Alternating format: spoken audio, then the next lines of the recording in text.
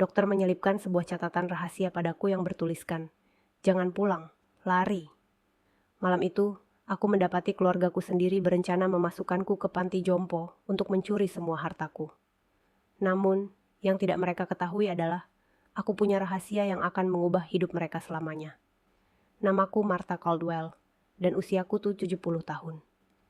Selama 45 tahun, aku pikir aku telah membesarkan seorang putra yang penuh kasih.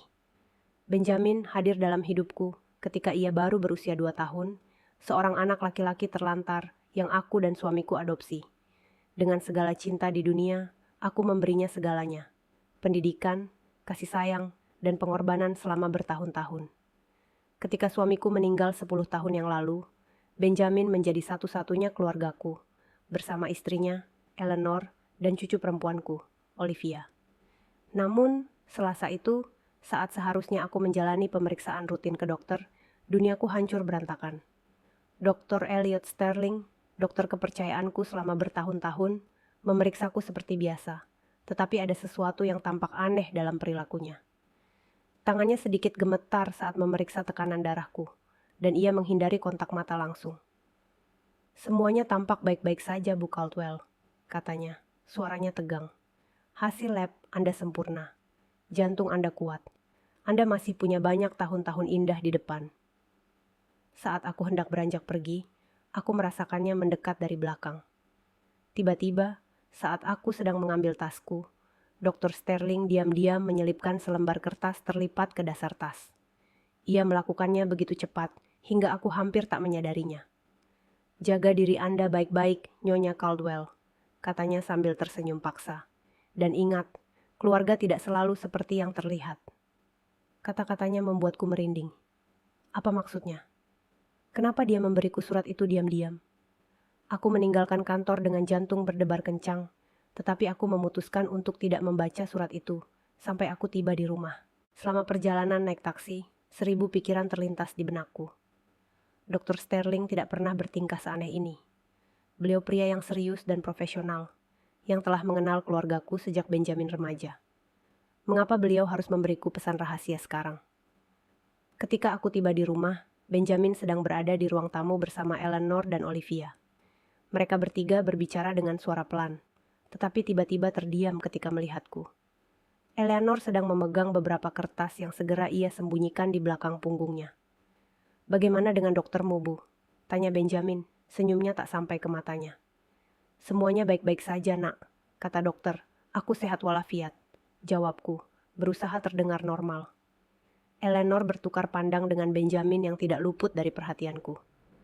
Kenapa mereka tampak begitu kecewa? Apa mereka berharap dokter akan bilang aku sakit? "Bagus sekali, Nek," kata Olivia, tapi suaranya terdengar aneh dan dingin. Berarti nenek masih punya banyak waktu untuk bersenang-senang. Malam itu saat makan malam, aku memperhatikan keluargaku bertingkah aneh. Benjamin hampir tak berbicara padaku. Eleanor menjawab dengan satu suku kata, dan Olivia menghindari tatapanku. Ada ketegangan di udara yang bisa kau iris dengan pisau. "Ada yang salah?" tanyaku akhirnya. "Tidak, Bu, semuanya baik-baik saja," jawab Benjamin cepat. "Kami hanya lelah." Setelah makan malam, aku pergi ke kamar dengan berat hati. Pasti ada sesuatu yang terjadi, dan surat dokter itu mulai masuk akal. Dengan tangan gemetar, aku mengambil kertas dari tasku dan membuka lipatannya. Apa yang aku baca membuatku tercengang. "Nyonya Caldwell, keluarga Anda datang kemarin. Eleanor bertanya kepada saya tentang kondisi mental Anda, dan apakah saya bisa memastikan bahwa Anda membutuhkan perawatan khusus. Mereka ingin menempatkan Anda di panti jompo. Mereka juga bertanya tentang warisan dan aset Anda. Jangan pulang, larilah." Dr. Sterling. Tanganku mulai gemetar tak terkendali. Keluargaku sendiri. Putra yang kubesarkan dengan penuh kasih sayang. Menantu perempuan yang kuperlakukan seperti anakku sendiri. Cucu perempuanku yang selalu menjadi pujaanku. Tiba-tiba, semuanya masuk akal. Tatapan-tatapan aneh, bisikan-bisikan, dan dokumen-dokumen tersembunyi. Mereka tidak kecewa karena aku sehat walafiat. Mereka marah karena dokter tidak mendukung rencana mereka. Aku tak bisa tidur malam itu. Setiap suara di rumah mengagetkanku. Aku terjaga, mendengarkan, mencoba memahami bagaimana aku bisa sampai pada titik ini. Bagaimana mungkin keluarga yang telah kukorbankan segalanya kini bersekongkol melawanku. Pukul 2 dini hari, aku mendengar suara-suara di dapur. Aku bangun diam-diam dan mengendap-endap menuju pintu kamarku. Aku bisa dengan jelas mendengar Benjamin, Eleanor, dan Olivia berbicara dengan suara pelan, tetapi cukup keras untuk kupahami setiap katanya. Dokter sialan itu tidak mau bekerja sama, kata Eleanor kesal. Aku sudah menjelaskan kepadanya bahwa wanita tua itu mulai kehilangan akal sehatnya, bahwa dia terkadang tidak mengenali siapapun, bahwa dia membiarkan gasnya menyala, tetapi dokter itu bersikeras bahwa wanita tua itu baik-baik saja. Tenang saja, sayang, jawab Benjamin. Kita cari dokter lain saja, yang mau menandatangani surat-surat yang kita butuhkan. Tapi apa yang akan kita lakukan dengannya sementara ini? Tanya Olivia. Aku sudah memesan tempatku di perguruan tinggi di Artesen. Aku butuh uang itu sekarang, bukan 5 tahun lagi ketika dia akhirnya meninggal karena usia tua. Olivia, jangan bicara seperti itu, tegur Benjamin, meskipun tanpa banyak keyakinan. Kau ada benarnya juga. Kita harus bertindak cepat. Rumah itu bernilai hampir $500.000, dan dengan uang pensiun dan tabungannya, kita bisa hidup nyaman sampai dia meninggal. Eleanor mengakhiri dengan dingin. Dengar, aku bergabung dengan keluarga ini bukan untuk mengurus wanita tua yang hina. Aku menikahimu karena kupikir kau akan segera mewarisi. Tapi sudah 10 tahun berlalu dan dia masih di sini menghabiskan uang kita. Uang kita? Aku mengulang dalam hati, merasakan amarah mulai membuncah di dadaku. Semua uangku, hasil keringatku dan mendiang suamiku, mereka anggap sebagai milik mereka sendiri. Besok, aku akan bicara dengan pengacara, lanjut Benjamin. Aku akan bertanya apakah kita bisa menyatakannya tidak cakap hukum tanpa dokter. Pasti ada caranya. Dan kalau itu tidak berhasil, tambah Eleanor, kita selalu bisa membuat hidupnya mustahil, sampai dia memutuskan untuk pergi ke panti jompo sendiri. Singkirkan TV-nya, jangan masak untuknya, perlakukan dia apa adanya. Beban. Bu, jangan terlalu kejam, kata Olivia. Lalu ia menambahkan, meskipun sebenarnya aku sudah lelah berpura-pura mencintainya. Dia selalu ada di sana, menyela pembicaraan kami, bertanya kenapa kami pulang larut malam. Sungguh menyebalkan. Kakiku mulai gemetar. Aku bersandar di dinding, merasakan duniaku runtuh di sekelilingku. Mereka adalah orang-orang yang telah kukorbankan 18 jam sehari sejak Benjamin masih kecil. Yang demi mereka aku rela mengorbankan mimpi-mimpiku, persahabatanku, dan hidupku sendiri. Ingat ulang tahunku yang ke-15, lanjut Olivia. Dia membelikanku gaun merah jelek itu dan memaksaku memakainya.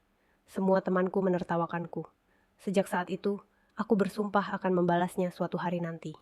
Dan yang paling menggangguku, tambah Eleanor, adalah dia selalu membanggakan betapa baiknya dia sebagai ibu. Tentang semua pengorbanannya untuk Benjamin, seolah-olah dia orang suci. Padahal sebenarnya, dia mengadopsi Benjamin karena dia tidak bisa punya anak sendiri. Dia memanfaatkan Benjamin untuk mengisi kekosongannya. Sudah cukup, kata Benjamin. Tapi suaranya terdengar lelah, bukan kesal. Begini, seminggu lagi aku akan bicara dengannya. Aku akan bilang padanya kita menemukan panti jompo yang sangat bagus, bahwa akan lebih baik baginya untuk bersama orang-orang seusianya. Dan kalau dia menolak, kita akan pakai rencana B. Apa rencana B? Tanya Olivia. Kita membuatnya benar-benar kehilangan akal sehatnya, jawab Benjamin dingin. Kita ganti obatnya. Kita sembunyikan barang-barangnya. Kita katakan padanya bahwa dia melakukan hal-hal yang tidak dia lakukan. Sebulan lagi, dokter manapun akan menyatakan bahwa dia sakit jiwa. Kengerian kata-katanya menghantamku bagai pukulan. Mereka tak hanya ingin merampokku, mereka juga ingin menghancurkan pikiranku, harga diriku, dan kewarasanku. Mereka ingin mengubahku menjadi apa yang mereka klaim sudah terjadi. Sempurna, kata Eleanor bersemangat. Dan begitu dia masuk rumah sakit jiwa, kita akan punya akses ke semua rekeningnya.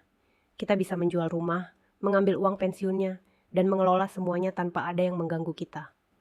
Tepat sekali, Benjamin menegaskan. Dan bagian terbaiknya adalah tidak akan ada yang curiga. Bagi dunia luar, kita adalah keluarga yang sempurna, merawat nenek yang sakit dengan penuh kasih sayang. Mereka tertawa. Mereka bertiga tertawa seolah-olah mereka telah menceritakan lelucon terbaik di dunia.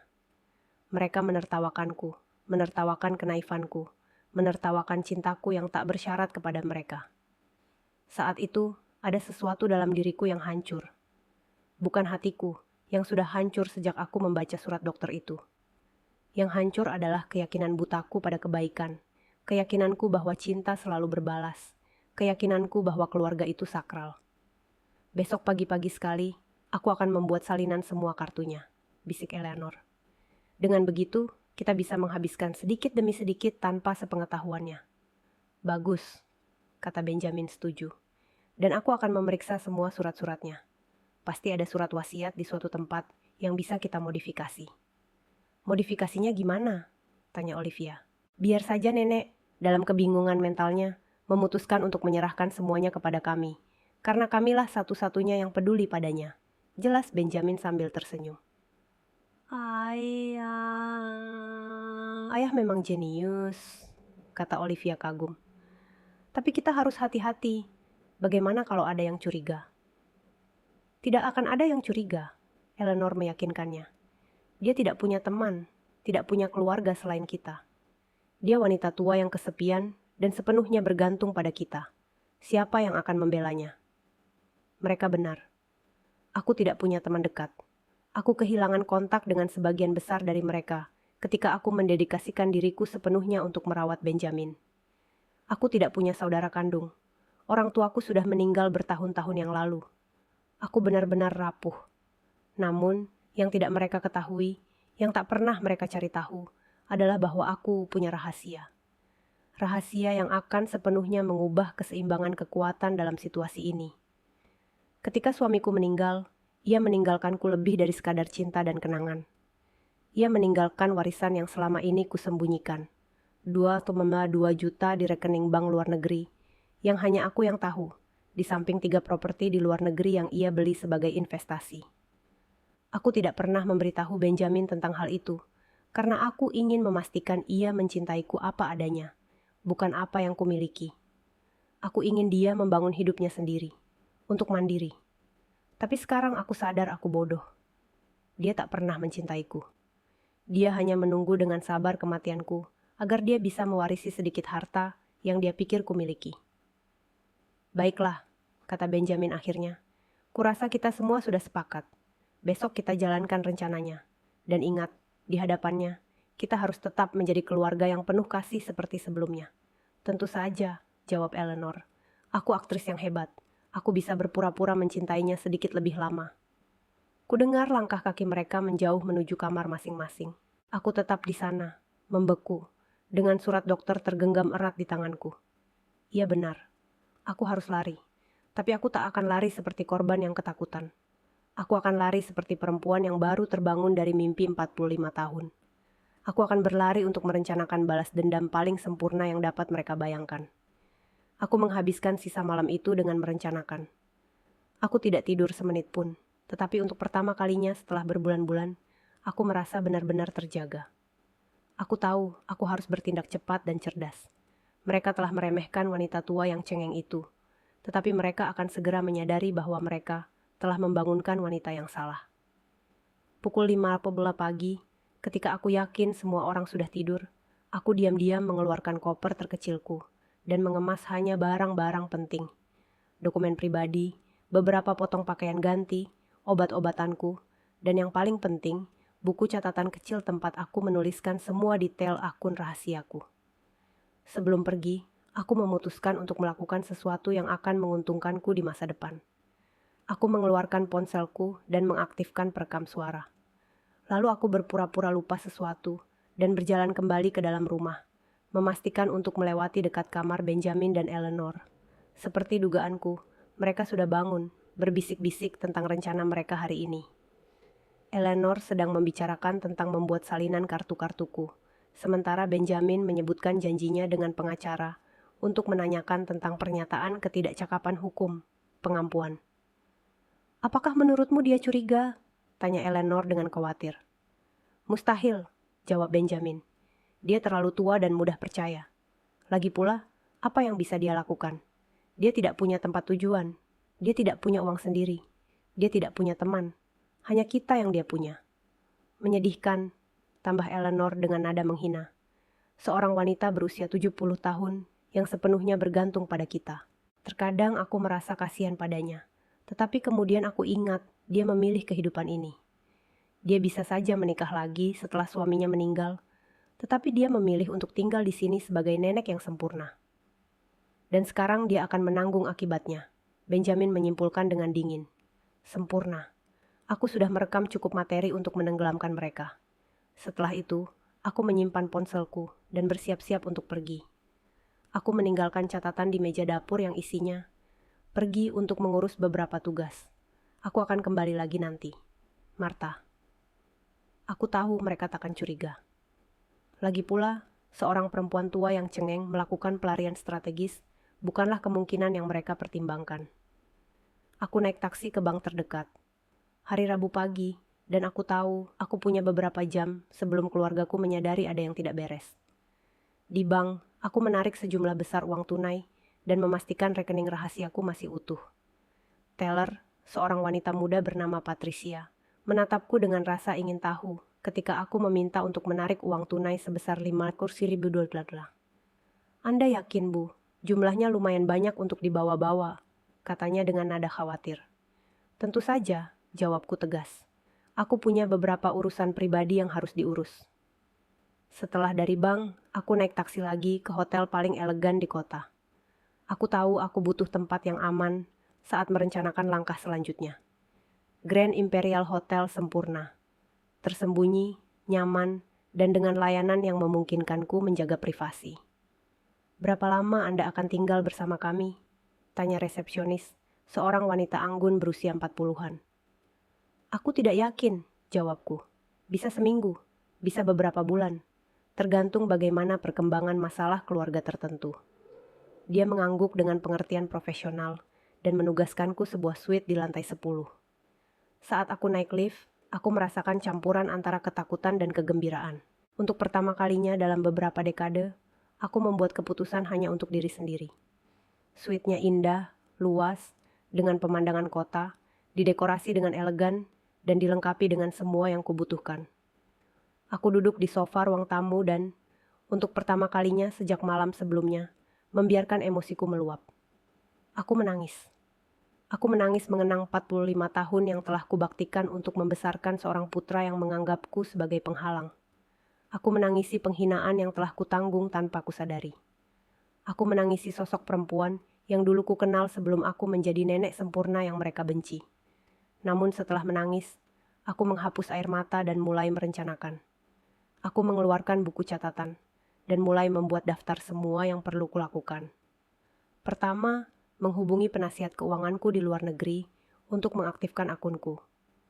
Kedua, menyewa pengacara terbaik di kota ini. Ketiga, mencari detektif swasta yang dapat membantuku mendokumentasikan semua yang telah dan sedang direncanakan keluargaku. Pukul 14 afternoon, teleponku berdering. Ternyata Benjamin. Bu, ibu di mana? Sudah jam 2 siang dan ibu belum pulang. Suaranya terdengar khawatir, tapi aku bisa merasakan kekesalan di balik kekhawatirannya. Aku baik-baik saja, Nak. Jawabku tenang.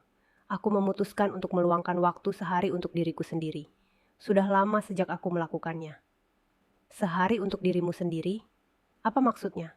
Di mana tepatnya kamu sekarang? Suaranya jelas terdengar kesal. Aku sedang di kota mengurus beberapa hal yang perlu kulakukan. Aku berbohong sebagian. Jangan khawatir. Aku akan kembali setelah selesai. Bu, ini tidak seperti ibu. Ibu selalu memberitahu kami kemana ibu pergi. Eleanor khawatir, begitu pula Olivia. Kami perlu tahu ibu di mana. Untuk pertama kalinya setelah bertahun-tahun, aku mendeteksi sesuatu dalam suaranya yang mengejutkanku. Panik. Dia tidak mengkhawatirkan keselamatanku. Dia khawatir karena dia telah kehilangan kendali atas diriku. Kau tahu, Benjamin? Tanyaku dengan ketenangan yang mengejutkanku. Aku 70 tahun. Kurasa aku sudah cukup dewasa untuk memutuskan sendiri kemana harus pergi dan apa yang harus dilakukan. Ada keheningan di ujung telepon yang lain. Bu, ibu bikin aku takut. Suara ibu tidak seperti biasanya. Ibu minum obat? Tanyanya. Dan dari pertanyaan itu, aku bisa mendengar awal mula strategi mereka. Dia sudah menanamkan benih bahwa aku tidak sehat secara mental. Aku baik-baik saja, Nak. Aku belum pernah sebaik ini, jawabku lalu menutup telepon. Aku langsung mematikan teleponku. Aku tahu mereka akan meneleponku terus-menerus, dan aku butuh ketenangan untuk melakukan apa yang harus kulakukan. Sore itu, aku menyewa firma hukum paling bergengsi di kota itu. Kepala pengacaranya, seorang pria berusia 50-an bernama Dr. Graham Montgomery, menerimaku secara langsung ketika aku menyebutkan jumlah uang yang bersedia kubayarkan untuk jasanya. Aku butuh perlindungan hukum penuh, jelasku. Keluargaku sedang berusaha agar aku dinyatakan tidak kompeten untuk mengambil alih asetku, tetapi aku punya rekaman yang membuktikan bahwa ini konspirasi. Dr. Montgomery mendengarkan dengan saksama saat aku memutar rekaman yang kubuat pagi itu. Ekspresinya semakin serius. Nyonya Caldwell, ini sangat serius, katanya akhirnya. Apa yang direncanakan keluarga Anda merupakan penyiksaan lansia, konspirasi untuk melakukan penipuan, dan kemungkinan pemalsuan dokumen. Kami bisa menuntut mereka secara pidana. Itulah yang kuinginkan, jawabku penuh tekad. Tapi aku harus melakukannya secara strategis. Aku ingin mereka membayar, tapi aku ingin mereka membayar dengan cara yang paling menyakitkan. Dr. Montgomery tersenyum. Senyuman seorang pria yang telah menemukan kasus yang disukainya. Nyonya Caldwell, saya rasa Anda dan saya akan bekerja sama dengan sangat baik, katanya. Saya akan menugaskan tim terbaik saya untuk menangani kasus Anda. Tetapi saya ingin Anda menceritakan semuanya. Benar-benar semuanya. Aku bercerita kepadanya tentang adopsi Benjamin, tentang suamiku, tentang tahun-tahun pengorbanan, tentang warisan rahasia, tentang segalanya. Dr. Montgomery mencatat dengan saksama. Apakah Anda tahu persis berapa banyak uang yang Anda miliki di rekening rahasia Anda? Tanyanya padaku. 2,2 juta tunai, ditambah 3 properti di luar negeri yang nilainya sekitar 1,5 juta lebih, jawabku. Dr. Montgomery berhenti menulis dan menatapku dengan rasa hormat yang baru. Nyonya Caldwell, Anda bukan sekadar korban kekerasan dalam keluarga.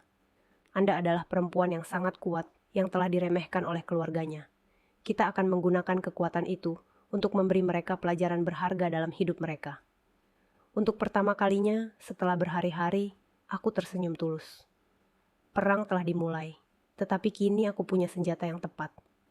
Malam itu, dari kenyamanan kamar hotel, aku menyalakan ponsel untuk memeriksa pesan-pesanku. Ada 37 panggilan tak terjawab dari Benjamin, 15 dari Eleanor, dan 8 dari Olivia. Pesan-pesan teks itu semakin lama semakin membuatku putus asa. Bu, tolong jawab. Kami sangat khawatir. Martha, kalau kamu tidak menjawab, kami akan memanggil polisi. Nenek, di mana kamu? Ayah bilang kamu bakal dapat masalah. Aku memutuskan untuk membalas Benjamin saja. Aku baik-baik saja. Jangan khawatir. Aku akan kembali saat aku siap. Responsnya datang seketika. Bu, ini tidak biasa. Ibu harus pulang sekarang. Eleanor memasak makan malam kesukaan ibu. Makan malam favoritku. Seolah-olah, setelah 45 tahun, dia tidak tahu bahwa Eleanor tidak pernah memasak sesuatu yang istimewa untukku. Itu kebohongan lain, manipulasi lain. Keesokan harinya, Dr. Graham Montgomery meneleponku lebih awal. Nyonya Caldwell, saya punya kabar menarik. Detektif swasta saya sudah mulai menangani kasus Anda dan menemukan sesuatu yang penting. Menantu perempuan Anda, Eleanor, telah menggunakan informasi pribadi Anda untuk mengajukan kartu kredit atas nama Anda selama 6 bulan terakhir. Apa? Seruku, rasa marah mulai tumbuh di dadaku. Dia punya 5 kartu kredit yang tidak pernah Anda otorisasi, dengan akumulasi utang sebesar $43.000. Pembelian di toko mewah, restoran mahal, bahkan perjalanan ke Florida Keys bulan lalu, jelas pengacara tersebut. Tetapi aku tidak pernah pergi ke Florida Keys, kataku bingung. Tidak, Bu, mereka yang pergi. Keluarga Anda mengambil liburan seminggu dengan uang Anda, sementara mereka bilang akan mengunjungi Ibu Eleanor yang sakit. Kenangan itu menamparku bagai pukulan fisik.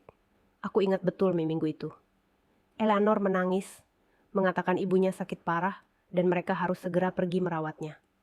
Aku memberi mereka uang untuk perjalanan itu, selain uang yang sudah mereka curi dengan kartu kredit palsu. Dr. Montgomery, apalagi yang ditemukan penyidik Anda? Tanyaku, takut akan jawabannya. Putra Anda, Benjamin, kehilangan pekerjaannya 8 bulan yang lalu, tetapi dia tidak pernah memberitahu Anda. Dia hidup dari tabungan dan uang pensiun Anda. Kami juga menemukan bahwa dia telah menghubungi 3 dokter berbeda untuk mencari dokter yang bersedia menyatakan bahwa Anda menderita demensia senilis, pikun. Setiap pengungkapannya terasa seperti tusukan yang lebih dalam. Mereka bukan hanya berencana merampokku, tetapi mereka sudah merampokku selama berbulan-bulan. Mereka bukan hanya ingin menyatakan aku gila, mereka sudah memulai prosesnya. Dan cucu perempuanku Olivia? Tanyaku, suaraku bergetar. Dia juga punya rahasia, Bu Caldwell. Dia sedang hamil 3 bulan, tapi dia berbohong kepada orang tuanya tentang siapa ayah bayinya. Rupanya, ayah kandungnya adalah seorang pria beristri berusia 50 tahun yang berjanji akan meninggalkan istrinya, tapi sekarang tidak mau tahu apapun tentang bayinya. Ya Tuhan, bisikku, cucu perempuanku, gadis yang kubantu besarkan, terlibat dalam skandal yang bisa menghancurkan masa depannya. Masih ada lagi, lanjut Dr. Montgomery. Eleanor telah berselingkuh dengan tetangga Anda, Dave, selama 2 tahun terakhir.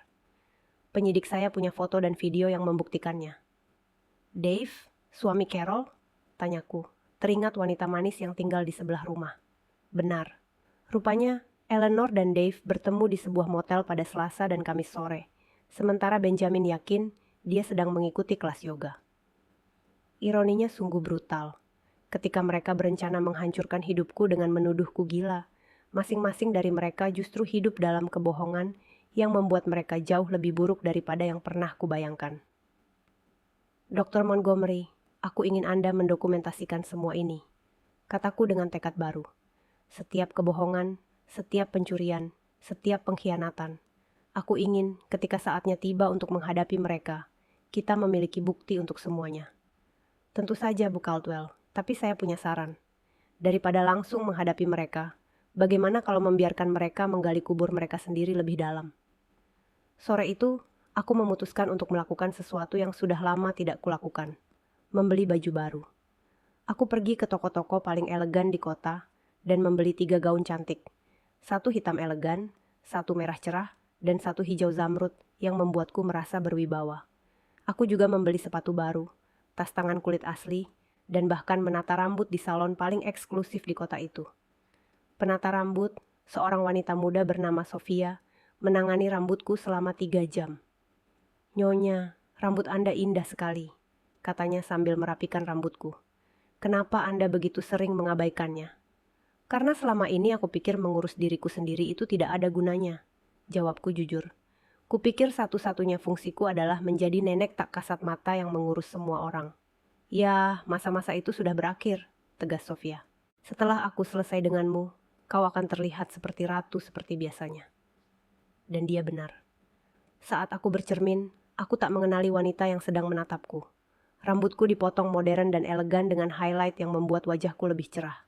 Aku tampak berwibawa. Malam itu, saat makan malam di restoran hotel, aku memutuskan untuk menelepon Benjamin. Bu, akhirnya. Kemana saja, Ibu? Suaranya terdengar marah, bukan khawatir. Merawat diri sendiri, Nak, jawabku tenang. Kau tahu, sudah bertahun-tahun aku tidak meluangkan waktu untuk diriku sendiri. Rasanya sungguh melegakan. Bu, ini harus dihentikan, harus dihentikan. Ibu tidak bisa menghilang begitu saja. Kami keluarga Ibu. Kami berhak tahu di mana Ibu berada. Hak? Ulangku, membiarkan kata itu menggantung di udara. Sejak kapan keluargaku punya hak atasku? Karena kamu mulai bertingkah aneh, jawabnya. Dan dia kembali lagi, mencoba menanamkan benih bahwa aku tidak stabil secara mental. Tidak menentu? Apakah menurutmu aneh kalau seorang wanita berusia 70 tahun memutuskan untuk mengambil cuti beberapa hari? Ya, kalau perempuan itu belum pernah melakukan hal seperti itu sebelumnya. Bu, kurasa Ibu perlu bicara dengan spesialis. Spesialis? Tanyaku, pura-pura bingung. Spesialis macam apa, Benjamin? Psikolog, Bu. Seseorang yang bisa membantu Ibu mengatasi perubahan perilaku ini. Sempurna. Dia mengungkapkan niatnya dalam panggilan telepon yang kurekam. Kau tahu nak, kau benar. Aku memang butuh bantuan khusus, kataku padanya. Dan aku bisa mendengar desahan leganya di ujung telepon. Aku senang kamu mengerti, Bu. Ya, aku mengerti sepenuhnya. Aku butuh spesialis penipuan keluarga, spesialis penganiayaan lansia, dan spesialis manipulasi psikologis, karena itulah yang selama ini kalian semua lakukan kepadaku. Keheningan di ujung telepon itu memekakan telinga. Ibu, apa yang ibu bicarakan? Maksudku, aku tahu segalanya, Benjamin. Aku tahu soal kartu kredit palsu yang Eleanor ambil atas namaku. Aku tahu soal rencanamu untuk membuatku dinyatakan tidak cakap hukum. Aku tahu soal dokter-dokter yang kau hubungi. Aku tahu segalanya. Bu, itu konyol. Aku tidak mengerti apa yang ibu bicarakan. Kurasa ibu benar-benar butuh bantuan medis. Kau tahu apalagi yang ku tahu, Benjamin? Aku tahu kau kehilangan pekerjaanmu 8 bulan yang lalu. Dan kau hidup dari uangku sambil berbohong di depanku. Aku tahu tentang perjalanan ke Florida Keys yang kau biayai dengan uang curianku. Aku tahu banyak hal lain yang akan sangat mengejutkanmu saat kau melihatnya di pengadilan. Kamu mengigau, katanya, tetapi suaranya tidak lagi terdengar yakin. Mengigau? Tadi malam aku dengar kau berencana membuatku benar-benar gila dengan mengganti obatku. Apa itu juga delusi? Kali ini keheningannya bahkan lebih panjang. Bu, pulanglah. Kita bisa bicarakan ini sebagai keluarga. Tidak, Benjamin. Kita bukan lagi keluarga. Sebuah keluarga tidak akan mengkhianatimu seperti kau mengkhianatiku. Sebuah keluarga tidak akan merencanakan kehancuran mental salah satu anggotanya demi mencuri uang mereka. Bu, tolong. Yang akan kulakukan adalah memberimu satu kesempatan. Hanya satu kesempatan. Untuk mengakui segalanya. Meminta maaf dengan tulus. Dan mengembalikan setiap sen yang telah kau curi dariku. Jika kau melakukannya, mungkin saja, aku bisa menemukan cara untuk memaafkanmu. Kami tidak punya apa-apa untuk diakui, jawabnya.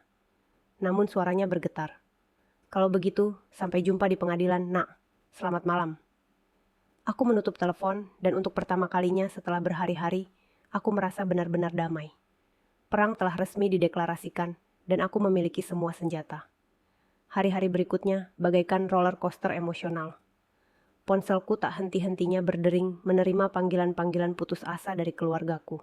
Pertama, mereka mencoba taktik cinta. Pesan-pesan Olivia yang penuh tangisan, yang mengatakan betapa ia merindukanku. Suara-suara Eleanor yang terdengar parau memohon maaf atas kesalahpahaman yang terjadi. Dan permohonan Benjamin yang memohon agar aku pulang dan menyelesaikan masalahku. Ketika strategi itu tidak berhasil, mereka beralih ke rasa takut dan intimidasi. Benjamin meninggalkan pesan suara yang berbunyi, Bu, kalau ibu tidak segera kembali, kami harus mengambil tindakan hukum untuk melindungi ibu dari diri ibu sendiri. Perilaku ibu yang tidak menentu ini memaksa kami untuk mempertimbangkan perwalian hukum. Tetapi Dr. Graham Montgomery telah mempersiapkan aku untuk ini. Nyonya Caldwell, biarkan mereka mengajukan petisi perwalian. Sarannya kepadaku di salah satu pertemuan kami. Itu akan menjadi bukti terbaik yang bisa kita miliki tentang niat mereka yang sebenarnya. Lagi pula, kita sudah punya 3 psikiater independen yang telah menyatakan bahwa Anda berada dalam kondisi mental yang sempurna. Sementara itu, detektif swastaku sangat sibuk. Setiap hari, aku menerima laporan baru yang membuatku lebih terkejut daripada yang kuduga. Nyonya Caldwell, katanya kepadaku saat pertemuan kami hari Jumat, keluarga Anda telah mempercepat rencana mereka secara drastis sejak Anda menghilang. Kemarin, Benjamin pergi ke bank Anda untuk mencoba mengakses rekening Anda, mengatakan bahwa Anda mengalami episode psikotik dan dia perlu menangani keuangan Anda untuk sementara. Dan apa yang dikatakan bank kepadanya? Tanyaku. Untungnya, manajer bank sangat profesional. Dia memberitahu Benjamin bahwa dia membutuhkan dokumen hukum resmi untuk melakukan perubahan apapun pada rekening Anda. Namun, Benjamin bersikeras sehingga mereka harus memintanya pergi. Masih ada lagi? Ya, Eleanor sudah menjual barang-barang Anda. Kemarin, saya melihat dia mengunggah beberapa perabot antik Anda di halaman penjualan online. Dia juga mencoba menjual koleksi perhiasan Anda ke Pegadaian, tetapi penilai menolak karena barang-barang itu jelas milik orang yang lebih tua. dan Eleanor tidak bisa membuktikan bahwa dia punya izin untuk menjualnya. Jantungku berdebar kencang. Perhiasan-perhiasan itu hadiah dari mendiang suamiku, barang-barang unik yang telah ia kumpulkan selama puluhan tahun. Dan cucu perempuanku Olivia? Tanyaku dengan suara tercekat. Dia yang paling aktif. Dia memberitahu teman-temannya bahwa kamu menderita Alzheimer tingkat lanjut dan keluarga sedang mempertimbangkan untuk memasukkanmu ke rumah sakit. Dia juga memanfaatkan cerita ini untuk meminjam uang dari beberapa kenalan, dengan mengatakan dia membutuhkan dana untuk membayar perawatan medis neneknya. Setiap pengungkapan itu lebih menyakitkan daripada yang sebelumnya. Mereka tidak hanya mencuri dariku, mereka juga menghancurkan reputasiku dan menggunakan dugaan penyakitku untuk memanipulasi orang lain. Tapi inilah bagian yang paling menarik, lanjut sang penyidik. Tadi malam, mereka bertiga bertemu di rumah Anda dengan seorang pria yang diidentifikasi oleh sumber kami sebagai Paul Hayes, seorang pemalsu dokumen yang dikenal di dunia kriminal bawah tanah kota ini. Seorang pemalsu? Tanyaku, merasakan darahku membeku. Rupanya, mereka berencana membuat dokumen medis palsu yang membuktikan ketidakcakapan mental Anda. Paul Hayes, ahli dalam membuat riwayat medis fiktif dan memalsukan tanda tangan dokter. Ini jauh lebih buruk dari yang kubayangkan. Mereka tidak hanya ingin mencuri dariku, mereka juga rela melakukan berbagai kejahatan serius untuk melakukannya. Dr. Montgomery, kataku melalui telepon sore itu juga, kurasa sudah waktunya untuk mempercepat rencana kita. Kalau kita menunda lebih lama lagi, mereka akan punya dokumen palsu yang bisa memperumit masalah. Saya setuju, Bu Caldwell. Apakah Anda siap untuk tahap kedua rencana kita? Tahap kedua sangat brilian karena kesederhanaannya. Alih-alih menghadapi mereka secara langsung, kami akan membiarkan mereka memberatkan diri mereka sendiri di depan umum. Senin pagi, aku mengenakan gaun hitam elegan baruku, memakai perhiasan terbaik, dan menuju ke kantor real estate paling bergengsi di kota ini. Aku sudah membuat janji untuk melihat properti-properti mewah, khususnya rumah-rumah senilai lebih dari $1 juta. Nyonya Caldwell, sapa agen real estate itu, seorang pria necis bernama Rick. Senang bertemu Anda. Saya dengar Anda tertarik membeli properti bernilai tinggi. Benar, jawabku yakin. Aku mencari rumah yang mencerminkan tahap kehidupanku yang baru. Elegan, modern, dan dengan keamanan yang baik. Sempurna. Saya punya 3 properti yang mungkin menarik minat Anda. Yang tidak diketahui Rick adalah detektif swastaku telah mengoordinasikan semuanya dengan sempurna. Pukul 11 pagi, tepat saat kami akan melihat properti kedua, Benjamin, Eleanor, dan Olivia secara kebetulan muncul di kantor real estate yang sama. Kami sedang berada di tengah-tengah kunjungan ke sebuah rumah megah ketika aku mendengar suara-suara yang familiar di pintu masuk utama. Permisi, kataku pada Rick. Sepertinya ada kenalan yang baru saja datang. Ketika kami turun ke lobi utama, di sanalah mereka bertiga, mengenakan pakaian terbaik mereka, berbicara dengan agen real estate lainnya. Kami tertarik menjual properti. Kudengar Benjamin berkata, itu rumah ibu saya, tapi beliau sedang sakit dan kami punya kuasa hukum untuk mengurus urusannya. Surat kuasa? Tanya agen itu. Bisakah Anda menunjukkan dokumennya? Ya, kami masih memproses dokumen resminya, jawab Eleanor gugup. Tapi ini hanya masalah beberapa hari. Kami ingin memulai proses penilaian lebih awal. Halo, keluarga, sapaku keras dari tangga. Ketiganya menoleh bersamaan, dan wajah ngeri mereka layak untuk dijadikan film. Benjamin memucat. Mulut Eleanor terbuka tanpa suara, dan Olivia benar-benar mundur selangkah. Bu, Benjamin tergagap. Bu, ibu ngapain di sini? Sama saja denganmu rupanya, jawabku tenang sambil menuruni tangga. Meskipun aku membeli, bukan menjual. Rick, agen real estateku, menghampiri dengan senyum profesional. Apakah Anda kenal orang-orang ini, Nyonya Caldwell? Sayangnya ya, jawabku. Ini keluargaku. Atau setidaknya begitulah yang kupikirkan sampai baru-baru ini. Bu, kita perlu bicara, kata Benjamin, berusaha terdengar berwibawa, tetapi gagal total. Tentang apa, Benjamin? Tentang rencanamu menjual rumahku tanpa izinku? Tentang dokumen palsu yang sedang kau proses? Atau tentang surat kuasa yang baru saja kau sebutkan tapi tidak ada? Agen real estate lainnya tampak bingung dan jelas tidak nyaman. Maaf, selanya. Tetapi jika ada konflik hukum atas properti tersebut, kami tidak dapat melanjutkan penilaian apapun sampai konflik tersebut diselesaikan. Tidak ada konflik, kata Eleanor putus asa. Hanya saja dia sedang tidak waras akhir-akhir ini. Aku sedang tidak waras? Ulangku keras-keras, memastikan semua orang di kantor bisa mendengar. Itukah sebabnya aku di sini membeli rumah seharga $1,5 juta dengan uangku sendiri? Rahang Rick ternganga. $1,5 juta, bisik Olivia. Oh ya, cucuku sayang, kataku sambil tersenyum manis. Ternyata nenekmu yang cengeng itu punya lebih banyak uang daripada yang kau kira. Aku mengeluarkan ponselku dan menghubungi nomor Dr. Montgomery. Dokter, aku di Richardson Associates Realty. Keluargaku di sini mencoba menjual propertiku tanpa izin dan mengklaim mereka memiliki kuasa atas urusanku. Bisakah Anda mengirim seseorang dari kantor Anda untuk mendokumentasikan situasi ini? Tentu saja, Nyonya Caldwell. Seseorang akan tiba dalam 15 menit. Aku menutup telepon dan menatap keluargaku dengan ketenangan yang mengejutkanku. Sekarang, kita akan menunggu pengacaraku datang, aku umumkan. Dan mereka akan menjelaskan kepada semua orang di sini dokumen hukum apa saja yang kalian miliki, bagaimana kalian mendapatkannya, dan mengapa kalian yakin berhak menjual propertiku. Benjamin mencoba mendekatiku. Bu, ini salah paham. Kita bisa menyelesaikannya di rumah. Tidak, kataku tegas sambil mundur selangkah. Tidak ada lagi yang perlu diselesaikan di rumah. Aku sudah tidak punya rumah lagi, setidaknya tidak bersamamu. Eleanor mulai menangis, tetapi itu adalah air mata kepanikan, bukan kesedihan. Martha, kumohon, kita ini keluarga. Semua yang kita lakukan ini demi kebaikanmu. Untuk kebaikanku sendiri, tanyaku, meninggikan suaraku.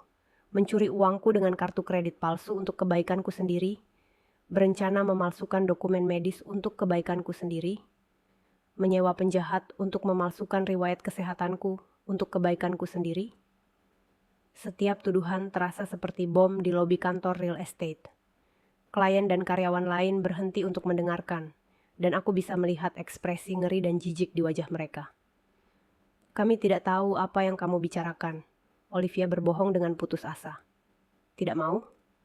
Aku mengeluarkan ponselku dan memutar salah satu rekaman yang kubuat.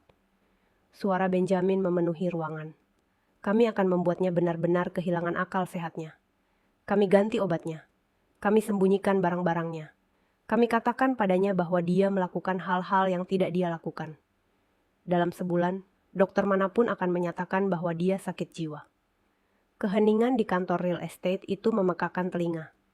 Aku bisa melihat bagaimana wajah para karyawan dan klien dipenuhi amarah dan rasa jijik. Rekaman itu ilegal, teriak Eleanor histeris. Tidak dalam kondisi seperti ini, jawabku tenang. Dan jelas tidak jika direkam untuk mencegah kejahatan yang sedang direncanakan. Pada saat itu, dua pengacara dari firma Dr. Montgomery tiba bersama seorang notaris publik. Nyonya Caldwell, kami dari firma Montgomery and Associates. Kami memahami bahwa ada beberapa orang di sini yang mengaku memiliki wewenang hukum atas urusan Anda. Benar, jawabku. Aku ingin Anda mendokumentasikan secara resmi bahwa ketiga orang ini tidak memiliki kuasa hukum atasku, propertiku, atau keuanganku, dan bahwa segala upaya untuk menggunakan wewenang tersebut merupakan penipuan. Salah satu pengacara berbicara kepada Benjamin. Tuan, bisakah Anda menunjukkan kepada saya dokumen yang mendukung kewenangan Anda untuk menjual properti Nyonya Caldwell? Benjamin membuka dan menutup mulutnya seperti ikan yang keluar dari air. Kami sedang dalam proses.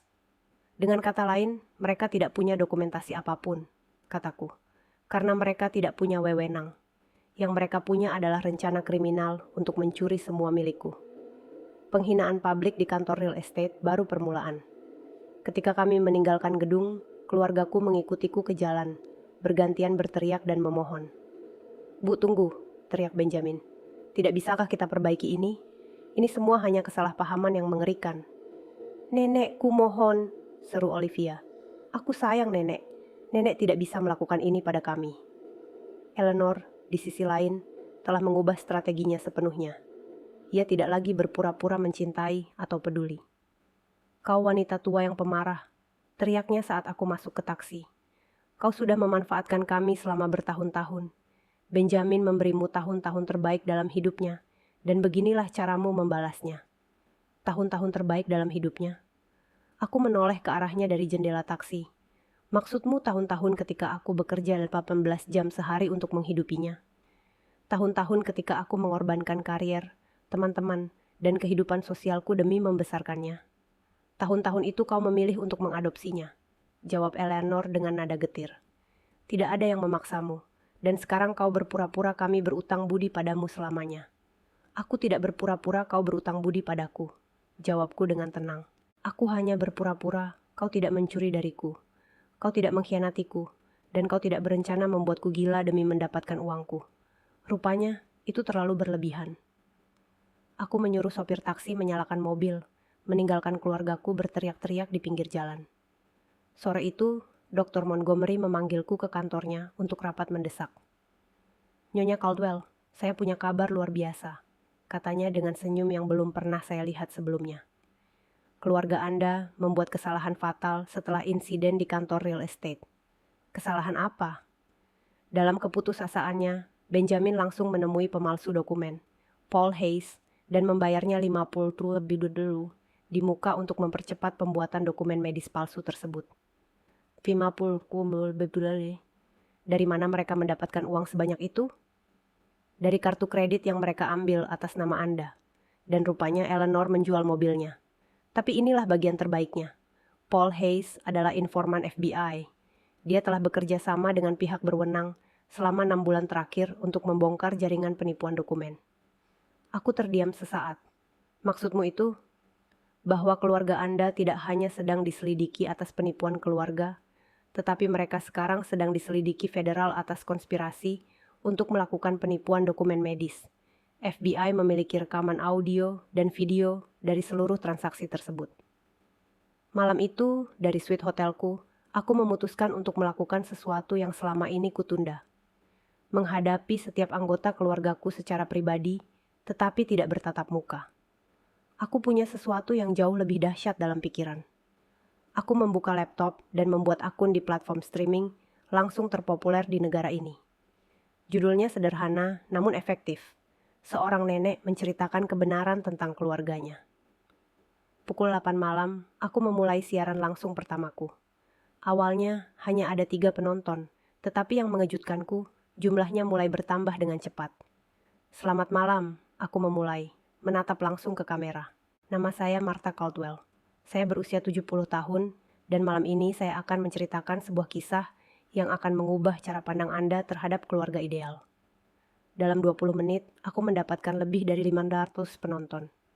Di akhir jam, jumlahnya menjadi lebih dari 3.000. Aku menceritakan semuanya kepada mereka, mulai dari adopsi Benjamin hingga catatan rahasia dari Dr. Sterling, dari kartu kredit palsu hingga rencana untuk membuatku gila.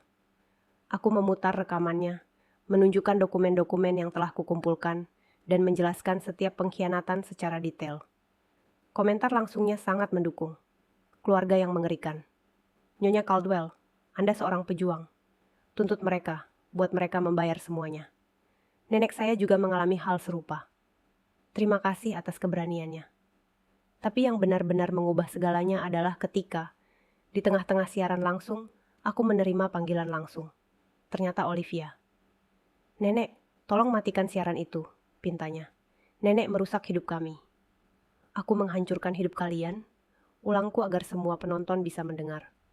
Tidakkah kalian pikir kalian semua yang menghancurkan hidupku dulu? Nenek, semua orang memperhatikan kita. Teman-temanku, guru-guruku, seluruh sekolah. Aku bahkan tidak bisa keluar rumah. Dan bagaimana menurutmu perasaanku seandainya kau masukkan aku ke panti jompo tanpa kemauanku, nyatakan aku tidak cakap secara mental, dan curi semua uangku? Itu tidak akan pernah terjadi. Kami hanya menjajaki berbagai pilihan. Mencari pilihan? Teriakku untuk pertama kalinya setelah berhari-hari kehilangan ketenangan yang kupertahankan. Olivia, aku membesarkanmu sejak bayi. Aku mengganti popokmu. Aku mengantarmu ke sekolah. Aku merawatmu saat kau sakit. Dan kau ada di sana sambil tersenyum, sementara orang tuamu berencana menghancurkanku. Keheningan di ujung telepon itu memekakan telinga, tetapi komentar langsungnya meledak. Katakan padanya yang sebenarnya. Gadis ini tidak tahu malu. Nyonya Caldwell, jangan biarkan dia memanipulasi Anda. Nenek, Olivia akhirnya berkata dengan suara parau. Aku butuh uang untuk kuliah dan keperluan lainnya. Kau pikir? Kau pikir apa, Olivia? Kau pikir aku bank pribadimu? Kau pikir kau bisa bekerja sama dalam rencana untuk membuatku gila, lalu menggunakan uangku untuk membiayai kuliahmu? Tidak seperti itu. Lalu bagaimana? Jelaskan kepada 4.000 orang yang sedang menonton kita saat ini. Jelaskan kepada mereka mengapa kamu memberitahu teman-temanmu bahwa kamu perlu meminjam uang untuk membayar perawatan medisku, sementara aku baik-baik saja. Keheningan lain lalu nyaris tak terdengar. Bagaimana kamu tahu hal itu? Karena aku bukan wanita tua cengeng seperti yang kau kira. Aku tahu segalanya, Olivia. Semuanya, termasuk hal-hal tentangmu yang tidak diketahui orang tuamu. Apa? Hal-hal apa? Hal-hal yang bisa menghancurkan masa depanmu lebih parah daripada streaming ini. Ia langsung menutup telepon, tetapi kerusakan sudah terjadi. Para penonton telah mendengar cucu perempuanku secara implisit mengakui bahwa ia tahu tentang rencana-rencana yang ditujukan kepadaku. 5 menit kemudian, teleponku berdering lagi. Kali ini Benjamin, dan dia terdengar sangat marah. Bu, matikan siaran itu sekarang juga, teriaknya. Halo, Benjamin, kataku manis. Mau bicara dengan 5.000 orang yang menonton kita? Ini pencemaran nama baik. Aku akan menuntutmu atas tuduhan pencemaran nama baik. Fitnah? Apa fitnah memutar rekaman audio yang kalian semua rencanakan untuk membuatku gila? Apa fitnah menunjukkan laporan bank yang membuktikan kalian telah mencuri dariku selama berbulan-bulan? Rekaman itu ilegal. Tidak dalam kondisi seperti ini, nak. Dan jelas tidak ketika mereka dibuat untuk mencegah kejahatan. Tapi, coba jelaskan kepada semua penonton ini, kenapa kamu membayar pemalsu dokumen $50 setelah kemarin sore? Keheningan itu begitu lama, saya pikir dia telah menutup telepon. Bagaimana kau tahu itu? Karena Paul Hayes adalah informan FBI. Benjamin, selamat. Sekarang kau tidak hanya diselidiki atas penipuan keluarga, tetapi juga konspirasi federal. Kamu berbohong. Mau bertaruh? Lihat berita besok pagi. Atau lebih baik lagi, tunggu agen federal mengetuk pintumu. Komentar langsungnya menjadi heboh. FBI, FBI, FBI. Keluarga ini akan masuk penjara. Nyonya Caldwell adalah seorang detektif. Keadilan untuk nenek. Bung, kata Benjamin dengan suara parau, sangat berbeda dari amarahnya sebelumnya. Tolong hentikan ini. Kita masih bisa memperbaikinya. Kita keluarga. Begitukah, Benjamin? Jawabku dengan sedih. Keluarga tidak berkhianat. Keluarga tidak mencuri. Keluarga tidak merencanakan kehancuran mental salah satu anggotanya. Kau bukanlah keluarga. Kau organisasi kriminal yang memiliki nama belakang yang sama. Kami berikan 45 tahun hidup kami padamu. Kau tidak memberiku 45 tahun. Aku memberimu 45 tahun hidupku. Aku menyerahkan segalanya untukmu. Dan kau hanya menungguku mati untuk mewarisi apa yang kau pikir ku miliki. Kami butuh uang itu, Bu. Kami punya utang, masalah. Dan itukah sebabnya kau memutuskan untuk membuatku gila? Itukah sebabnya kau memutuskan untuk mencuri dariku? Itukah sebabnya kau memutuskan untuk menghancurkan tahun-tahun terakhir hidupku? Itu bukan masalah pribadi. 3 kata itu menggantung di udara bagai vonis mati. Itu bukan urusan pribadi. 45 tahun cinta, pengorbanan, dan dedikasi. Dan baginya, itu bukan urusan pribadi. Kau benar, Benjamin, kataku akhirnya. Ini bukan urusan pribadi kalian semua. Dan mulai sekarang juga bukan urusan pribadiku. Sampai jumpa di pengadilan. Aku menutup telepon dan melihat ke kamera. Dan itu, pemirsa yang budiman, adalah keluarga saya, kataku sambil tersenyum sedih. Besok saya akan melanjutkan cerita ini. Selamat malam. Aku mengakhiri siaran langsung dengan lebih dari 7.000 penonton dan ratusan pesan dukungan. Untuk pertama kalinya dalam beberapa minggu, aku tertidur dengan perasaan bahwa aku tidak sendirian dalam perjuangan ini. Keesokan paginya, aku terbangun dengan ponsel yang penuh dengan notifikasi. Siaran langsungku menjadi viral. Aku menerima ribuan pesan dukungan, ratusan permintaan wawancara dari media, dan yang mengejutkan, puluhan pesan dari lansia lain yang pernah mengalami situasi serupa. Nyonya Caldwell, Demikian bunyi salah satu pesan. Putra saya juga melakukan hal yang persis sama. Terima kasih atas keberanian Anda dan menceritakan kisah Anda. Anda telah menginspirasi saya untuk bertindak. Yang lain berkata, saya pengacara spesialis penganiayaan lansia. Kasus Anda sudah teruji. Jika Anda butuh bantuan tambahan, saya siap membantu tanpa biaya. Tetapi pesan yang paling berdampak bagiku datang dari seorang wanita bernama Carol Sterling. Nyonya Caldwell, saya pekerja sosial. Baru kemarin, saya berhasil mencegah sebuah keluarga memasukkan ayah mereka yang berusia 75 tahun ke rumah sakit jiwa setelah melihat siaran langsung Anda. Keberanian Anda menyelamatkan kakek nenek lainnya. Dr. Montgomery meneleponku jam 9 pagi. Dia nelpon jam 9 pagi. Nyonya Caldwell, saya punya kabar yang akan mengubah segalanya, katanya dengan senyum yang belum pernah saya lihat sebelumnya. FBI menangkap Paul Hayes tadi malam, dan dalam interogasinya, dia mengakui segalanya tentang transaksi dengan keluarga Anda. Semuanya. Dia tidak hanya mengakui bahwa Benjamin membayarnya untuk memalsukan dokumen medis, tetapi dia juga mengungkapkan bahwa keluarga Anda memintanya untuk membuat surat wasiat palsu atas nama Anda, menyerahkan semuanya kepada mereka, dan menyatakan bahwa Anda tidak kompeten secara mental saat menandatanganinya. Rasanya seperti ditinju di perut. Surat wasiat palsu. Rupanya, rencananya jauh lebih rumit dari yang kami duga. Mereka akan menggunakan dokumen medis palsu untuk memasukkanmu ke dalam rumah sakit jiwa secara paksa. Lalu mereka akan menyerahkan surat wasiat palsu itu dan akhirnya menunggumu meninggal di panti jompo untuk mewarisi semuanya secara sah. Ya Tuhan, bisikku. Sudah berapa lama mereka merencanakan ini? Menurut Paul Hayes, Eleanor pertama kali menghubunginya 4 bulan yang lalu. Ini bukan keputusan mendadak yang nekat. Ini adalah konspirasi yang terencana dan direncanakan. Sore itu, ketika aku sedang memproses informasi baru ini di suite hotel, aku menerima telepon tak terduga. Ternyata Olivia, dan untuk pertama kalinya dalam beberapa minggu, suaranya terdengar benar-benar parau. Nenek, bolehkah kita bicara? Hanya aku dan kamu. Untuk apa, Olivia? Kau berbohong padaku lagi? Kau mencoba memanipulasi emosiku? Tidak, Nek. Jujur saja, sejujurnya, aku sudah tidak tahan lagi. Ada sesuatu dalam suaranya yang membuatku ragu. Aku memutuskan untuk mengambil risiko. Baiklah, tapi itu akan dilakukan di tempat umum dengan saksi mata, dan aku akan merekam seluruh percakapannya. Apapun yang kau mau, silakan saja. Kami bertemu di kafe di lobi hotel.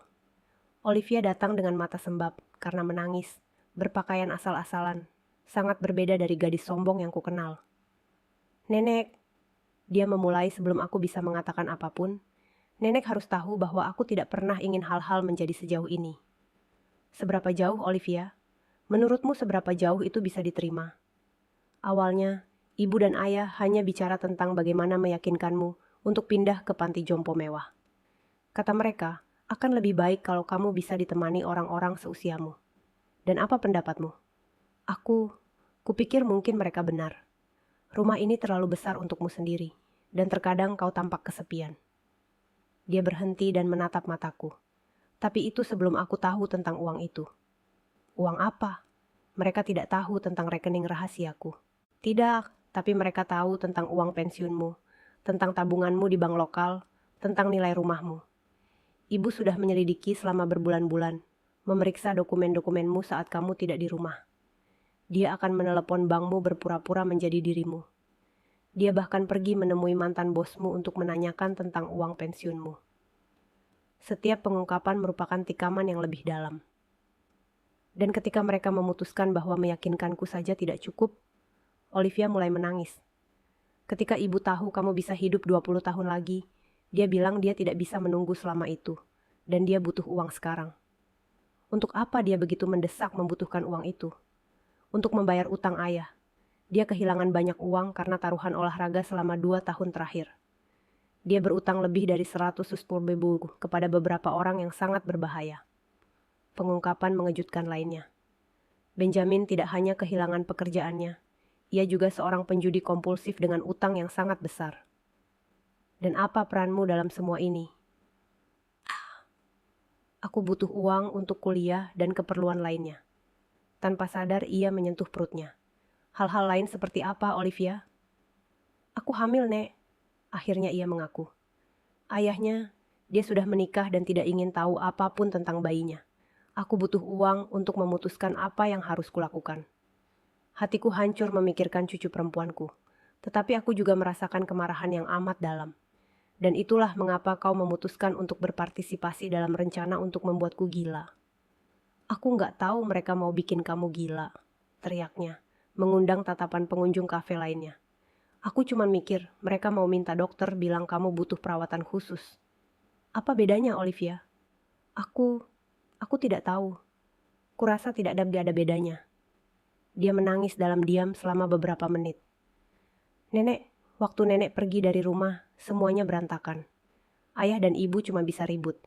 Ibu bilang, ini semua salah ayah karena berjudi. Ayah bilang, ini semua salah ibu karena terlalu ambisius. Dan aku di tengah-tengah, hamil dan ketakutan. Dan sekarang, apa yang kamu inginkan dariku? Aku ingin kau memaafkanku, dan aku ingin kau tahu bahwa jika kau bersaksi melawan ibu dan ayah, aku akan mengatakan yang sebenarnya. Semua yang ku tahu, semua yang kulihat, semua yang kudengar. Aku tetap diam, memproses tawaran yang tak terduga ini. Mengapa kamu berpindah pihak sekarang, Olivia? Karena tadi malam, ayah bilang kalau semuanya berantakan, mereka akan bilang akulah yang punya ide mencuri perhiasanmu. Mereka akan bilang aku memanipulasi mereka untuk melakukannya karena aku butuh uang untuk membeli narkoba. Narkoba? Aku tidak pakai narkoba, Nek. Tapi ayah bilang lebih masuk akal menyalahkan remaja pemberontak itu daripada mengakui bahwa mereka yang merencanakan semuanya. Pengkhianatan terakhir. Mereka tak hanya mengkhianatiku, tapi kini mereka rela mengkhianati putri mereka sendiri demi menyelamatkan diri. Apakah kau punya bukti atas apa yang kau katakan padaku? Olivia mengeluarkan teleponnya. Aku punya rekaman semua pertengkaran mereka sejak kau pergi. Aku punya pesan teks berisi rencana mereka untuk menyalahkanku. Aku punya video ibu menghitung uang hasil penjualan perhiasanmu. Mengapa kamu merekam semua itu? Karena seminggu yang lalu, aku sadar bahwa setelah semua ini berakhir, mereka juga akan meninggalkanku. Aku masih di bawah umur. Aku hamil, dan aku tidak punya uang. Mereka akan butuh kambing hitam, dan kambing hitam itu adalah aku.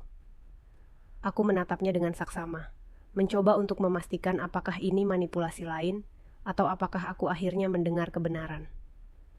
Olivia, jika kamu memutuskan untuk bersaksi melawan orang tuamu, hidupmu akan berubah selamanya. Hubunganmu dengan mereka akan berakhir. Hubunganku dengan mereka sudah berakhir, Nek. Sejak mereka memutuskan untuk menggunakanku sebagai bagian dari rencana mereka melawanmu, lalu memutuskan untuk mengorbankanku demi menyelamatkan diri mereka sendiri. Dan apa yang kau inginkan sebagai imbalan atas kesaksianmu? Aku ingin kau membantuku menyelesaikan SMA. Aku ingin kau membantuku membuat keputusan yang tepat tentang kehamilanku.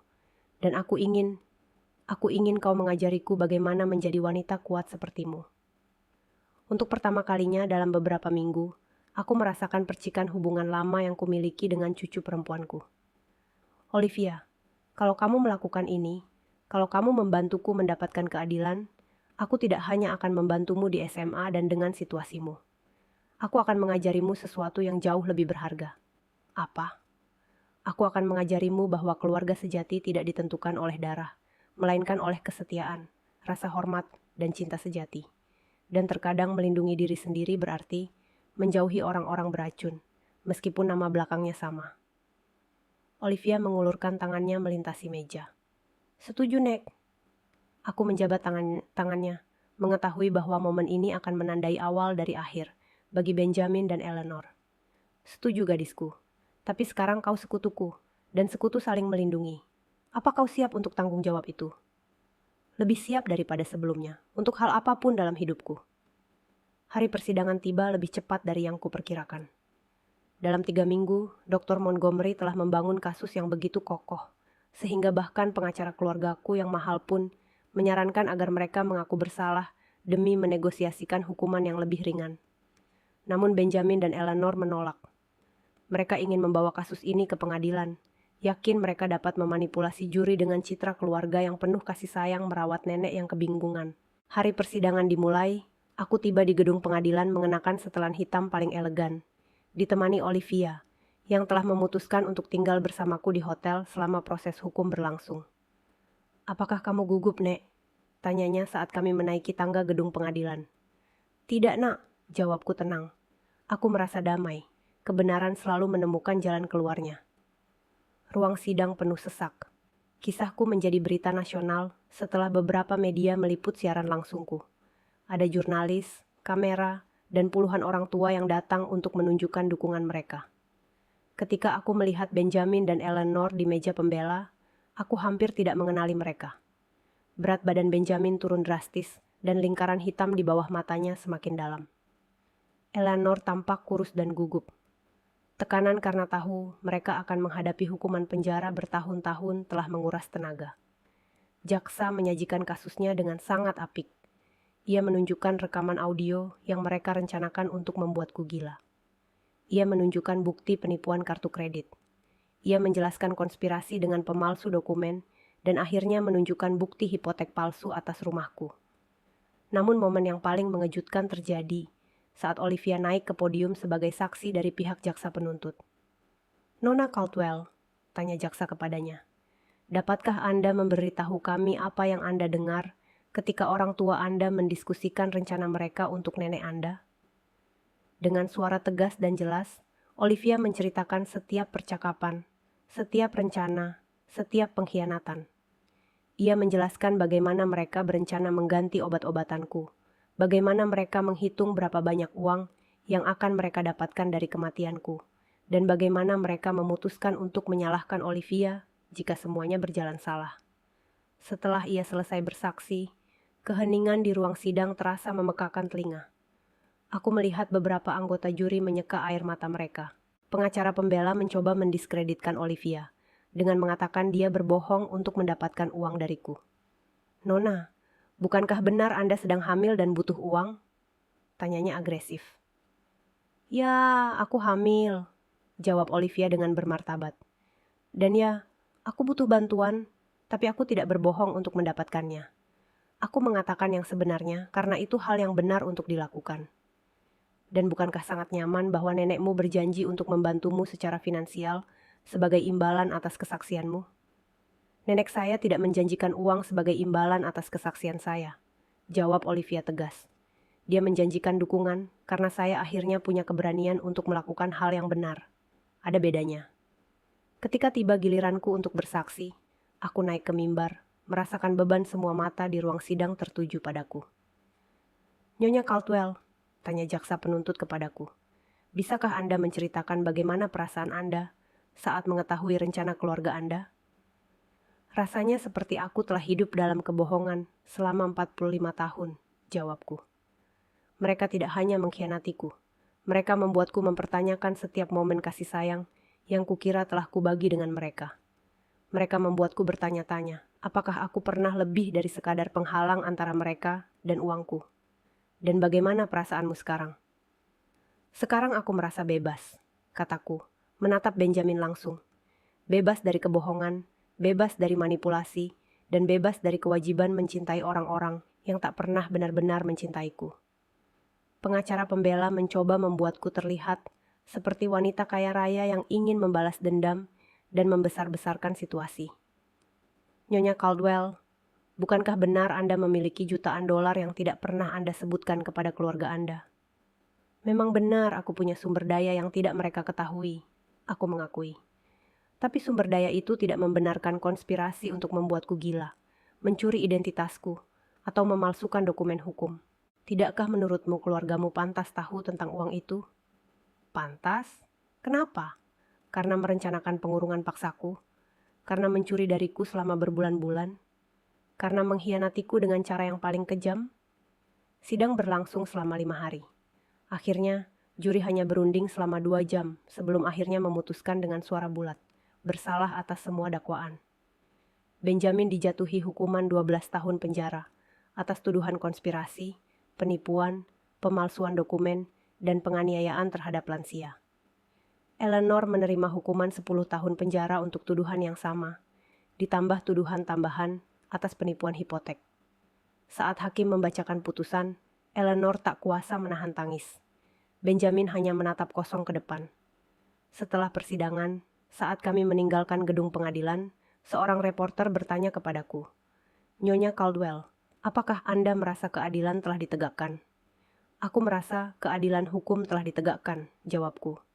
"Tapi keadilan yang sesungguhnya adalah menemukan jati diriku sebelum terlambat untuk menikmati sisa hidupku." 6 bulan kemudian, aku membeli rumah yang indah di pinggiran kota. Rumah itu lebih kecil dari rumah lamaku, tetapi penuh cahaya dan memiliki taman yang indah tempat aku dan Olivia menghabiskan sore hari. Olivia lulus SMA dengan nilai memuaskan dan memutuskan untuk mempertahankan bayinya. Ia sekarang kuliah hukum, terinspirasi oleh semua yang telah kami lalui bersama. Ia bilang ia ingin berspesialisasi dalam perlindungan lansia. "Nenek," katanya kepadaku beberapa minggu lalu saat kami bekerja di kebun, "apakah nenek pernah menyesal mengadopsi ayah?" "Aku tidak menyesal mengadopsinya," jawabku sambil membelai bunga-bunga yang telah kami tanam bersama. "Aku hanya menyesal tidak memahami lebih awal bahwa kebaikan tidak boleh dilakukan dengan mengorbankan diri sendiri." "Dan apa yang kau pelajari dari semua ini?" "Aku belajar bahwa keluarga sejati tidak ditentukan oleh darah atau usia bersama. Keluarga sejati ditentukan oleh rasa saling menghormati, kesetiaan sejati, dan cinta tanpa syarat. Aku belajar bahwa lebih baik menyendiri dengan bermartabat daripada dikhianati. Dan aku belajar bahwa tidak ada kata terlambat untuk memulai kembali." Kini, di usia 71 tahun, aku menjalani hidup yang paling berarti. Aku bepergian, membaca, punya teman baru, dan yang terpenting, aku memiliki hubungan yang tulus dengan cucu perempuanku, yang telah menjadi putri hatiku yang selalu aku idamkan. Benjamin dan Eleanor sudah beberapa kali mencoba menghubungi aku dari penjara, tetapi surat-surat mereka langsung berakhir di tempat sampah, tanpa dibuka. Beberapa pintu, setelah tertutup, seharusnya tidak pernah dibuka lagi.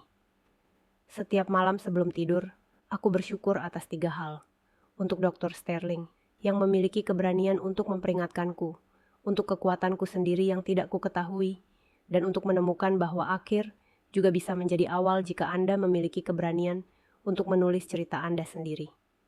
Kebaikan masih penting dalam hidupku, tetapi sekarang aku mempraktikannya dengan bijaksana. Aku membantu lansia lain yang menghadapi situasi serupa. Aku mendukung Olivia dalam studinya, dan aku telah mendirikan yayasan untuk mencegah penganiayaan lansia.